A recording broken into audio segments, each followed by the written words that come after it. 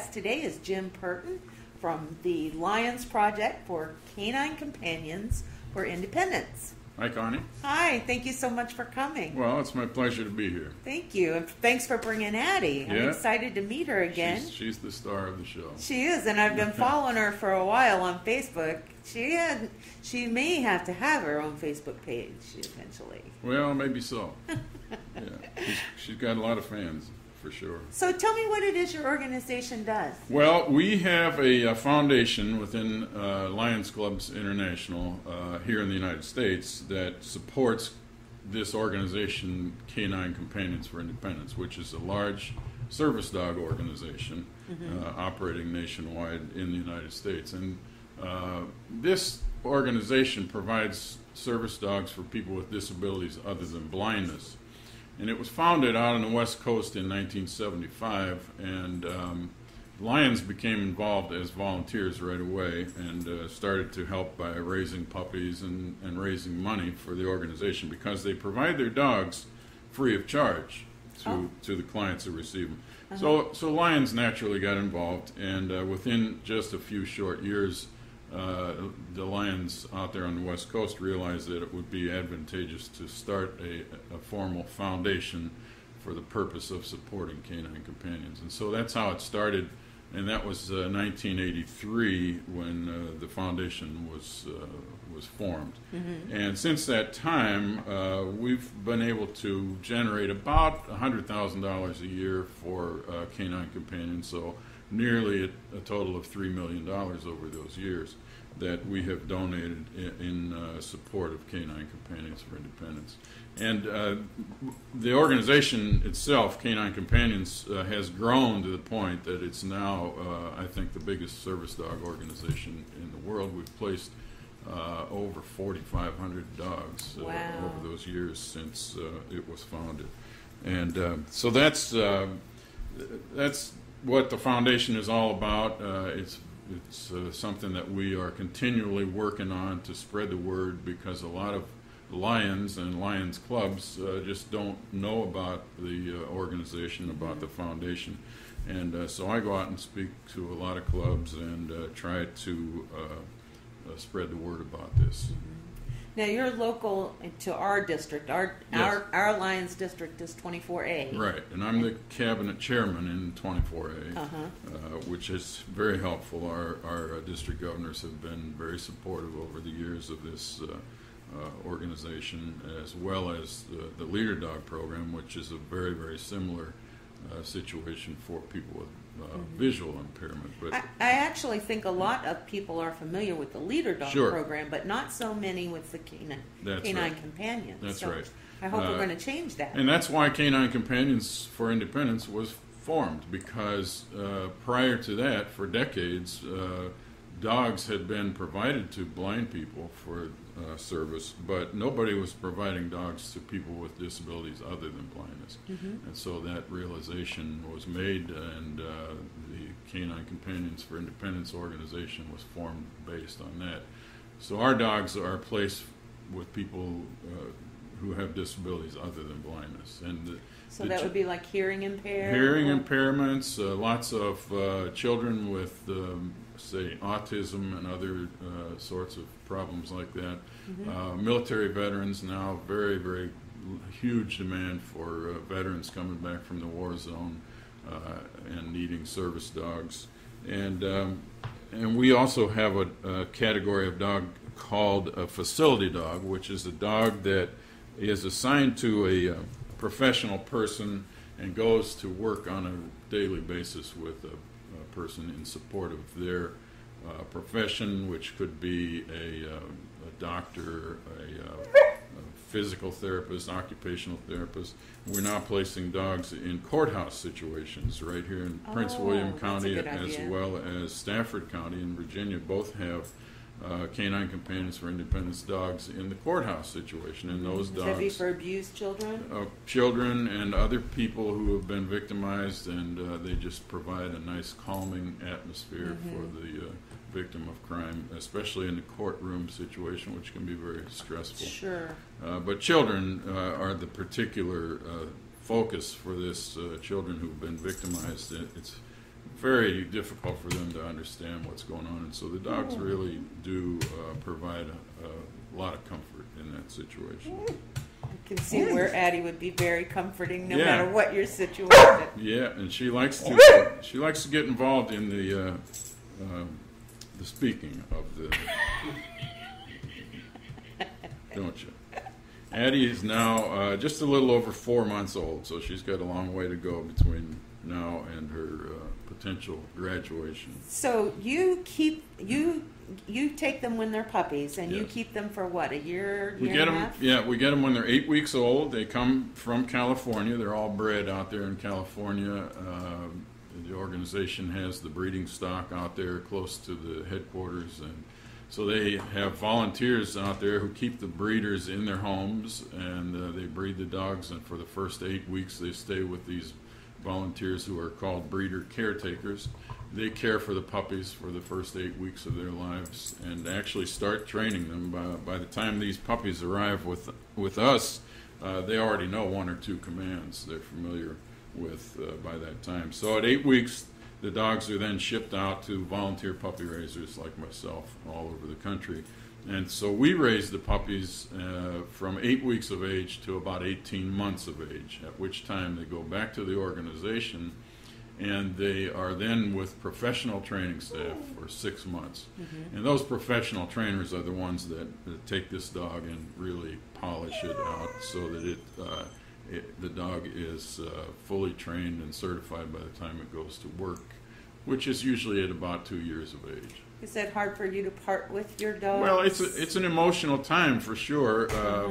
We have she's our 8th puppy, so we've been through the process 7 times, and it certainly is a situation where you have emotional attachment to the dogs, but you realize that it's not your dog in the first place. Right. The dog continues to be owned by the organization, and we're doing this for a higher purpose, so the hope is that when we turn these dogs in, they'll go to work and help somebody in their life who needs so service when she goes through her next training, and then they'll place her, and then she'll stay with that person for the rest of her life. Is that basically correct?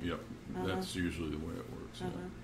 And we have no idea where the dogs will end up. We have 5 regional training centers, and here our closest regional training center is Long Island, New York, and so 13 states from Virginia all the way up to Maine encompass this region. Wow. And so the dog could pretty much end up anywhere in that region, or even outside the region in certain cases. Now, Addie is part lab, part golden? She's crossbreed, exactly, and they do that intentionally. Almost all of their dogs are crossbreeds. They're breeding for a good temperament, but they're also breeding for health issues, and the breeding program that they use has been very, very successful. Over 35 years worth of breeding has been monitored, and they keep a track of these dogs from their birth till their death, and they know what kind of outcome they have and what kind of success they have and what kind of problems they have. But the crossbreeding program has been very instrumental in reducing the incidence of what is called hip dysplasia in our population of dogs. It's less than 5%, which is really, really good. Great. Yeah.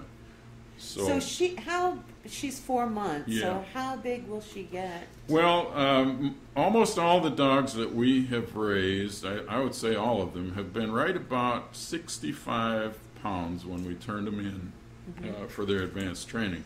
At that age, about 18 months of age, they're pretty much done growing, but they'll put on a little bit more weight after that because their shoulders develop more muscle mass. But she will, I think she's going to be a little bit smaller than some of these. So she may be between 60 and 65 pounds, I would estimate. Because she's a little petite. Her brother, who was being raised in Richmond, outweighs her by about 5 pounds. Oh, Yeah, he's a lot stockier. She's much more petite. So is she typically calm, or I mean, she seems a little restless right now. Is that she's getting her teeth, right? Yeah, she's teething at the moment, and that causes some issues with the puppies. But she's a pretty well-behaved puppy for the most part. But she is a puppy, and believe me, she has her moments when she'll take off and act crazy for a period of time. And so. Right now, everything goes in the mouth because of the teething issue. Sure.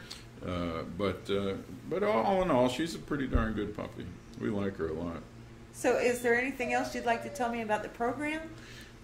We need more volunteers. We're always looking for volunteer puppy raisers. And things are growing in Virginia since we've started working here, especially in Northern Virginia in our District 24A. But we have two fairly large chapters of puppy raisers in Virginia, one in Northern Virginia and Maryland and District of Columbia, and then another one down in Richmond area. And probably between those two chapters of Canine Companions puppy raisers, we have close to 140 puppy raisers in those areas. But there's always a demand for more puppy raisers. Is there a backlog of people waiting? Yes, there is a backlog of people waiting for dogs. There's not very much of a backlog usually waiting for puppies needing puppy raisers. That doesn't happen very often, but it does happen. But the organization has a goal of increasing the output of dogs within the next 5 or 6 years because of the demand. The demand is really, really strong now. As I mentioned, the veterans coming back needing and applying for dogs, and other disabilities as well. So they want to increase the output of dogs, and because of that, we will need more puppy raisers. But puppy raisers are not the only type of volunteer we look for. We need volunteers to help raise funds. We have fundraisers periodically. This fall, we're going to have an event called the Dog Fest Walk and Roll in Arlington, which is September the 13th, a Saturday morning at Pentagon Row. And that's a fundraiser for the general public where they can come out and interact with our puppies and our graduate dogs and bring their own pet dog and form a team and raise funds for Canine Companions for Independence. That sounds like a lot of fun. It's going to be a lot of fun. Last year was the first year we did it, but we didn't have one in Virginia last year. So this year we look to have a good event on 13th of September, and hopefully we'll surpass our fundraising goal there, which I think is $50,000. Which is the $50,000 is the approximate value they place on a service dog. One dog. One dog. The approximate cost or value of that dog by the time it graduates. So that was our goal when we set out to do this event in Arlington, to raise enough money to equal the amount of one service dog. So. Well, I hope you do that and then some. Yeah. And information for that is available online. And I don't know, can you put the website on? Okay. So that's another big thing that we have coming up. But I also, through my Lions organization, I am always looking for volunteers to help me spread the word. And so we're looking for people to go out and talk to Lions clubs, not only here, but in every state in the Union. There's a lot of states in the Union that don't have representation for Lions Project for Canine Companions for Independence. So we're looking for people in those states that can step up and help spread the word and maybe become volunteer puppy raisers. But definitely we need advocates in those areas, those states that don't have Well, I hope we're going to be able to help you a little bit with the videos that we create here. We do as a public service, and we hope that you will share them with your friends, and we certainly are going to share them with ours. Oh, yeah. And so I'd like to thank you very much for joining me today. Well, I appreciate you doing this for us, and anything we can do to help out, we're certainly willing to do that. So. All right. Well, thank you very much. Yep. And I'll see you again next week right here with pwcnews.us.